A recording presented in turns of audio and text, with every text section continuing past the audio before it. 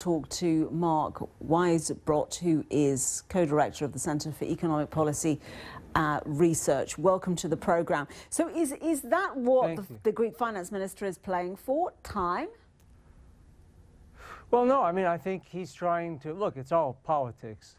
You know, both sides, they have differences, but he was elected, I mean, you know, that government, Syriza, was elected because people were sick of 6 years of depression, with the output loss comparable to the worst of our own Great Depression in the 1930s in the United States. So this is, they've been through terribly unnecessary abuse from the European authorities, and they've got to deliver something. They've already made compromises. They've already said, well, we can have other arrangements if you don't want to have a reduction of the actual debt.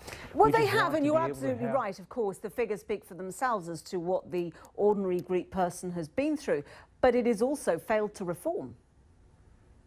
Well, that's not true at all. I mean, look at how much they've shrunk the government. They've laid off 19% of the national government workforce. They've had all these other reforms that, you know, they didn't want, that people didn't vote for. They've cut the minimum wage by more than 20%. So no, they've done all these things, and they've unnecessarily shrunk their economy and lowered their living standards by 25%. I mean, this is really, you know, it's really the ECB and the troika that's being unreasonable, and the ECB's latest move to cut off, you know, to cut off one avenue of financing for them was very aggressive and kind of bullying, really. What do you think then will be the outcome of these talks? At the moment, Wolfgang Schäuble is clearly not minded to budge. Well, most likely, since neither party wants Greece out of the euro, I think the most likely outcome is that they will reach an agreement. But the European authorities are going to have to make some concessions because there was an election. And not only was there an election, all of Europe is tired of this. Everybody, you know, most economists will tell you this has been a failure. Why is unemployment in the Eurozone more than twice what it is in the United States, when this was the epicenter of the financial crisis and recession and world recession? Because they have implemented bad and wrong policies now for several years. This is what has to change. And I think they're going to have to make some concessions, or they're going to force Greece out of the euro. There has been a lot of commentary about the move of the European Central Bank to refuse to allow Greek bonds to act as collateral. Maybe you could just explain why they might have done that and the effect of it.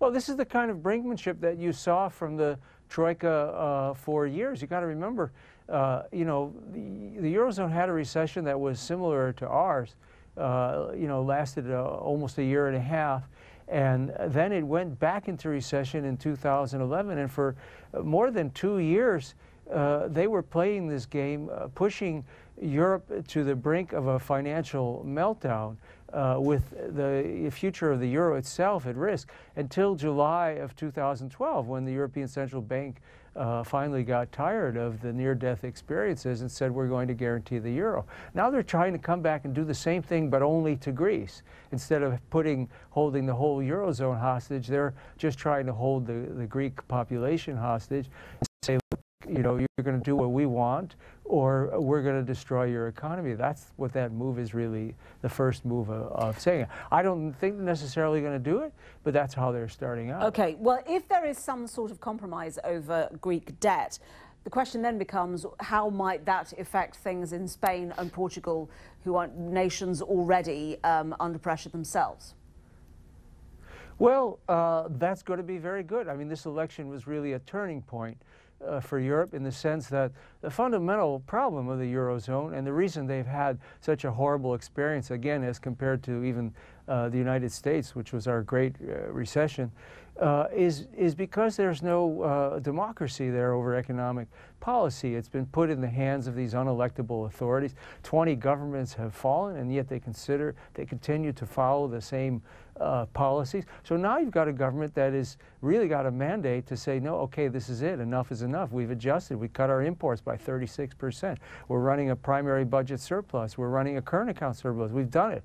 Okay, we've paid the price. Now we want to recover. And that resonates throughout the Eurozone, and that will affect politics, I think, in Spain and other countries. Thank you very much indeed for joining us.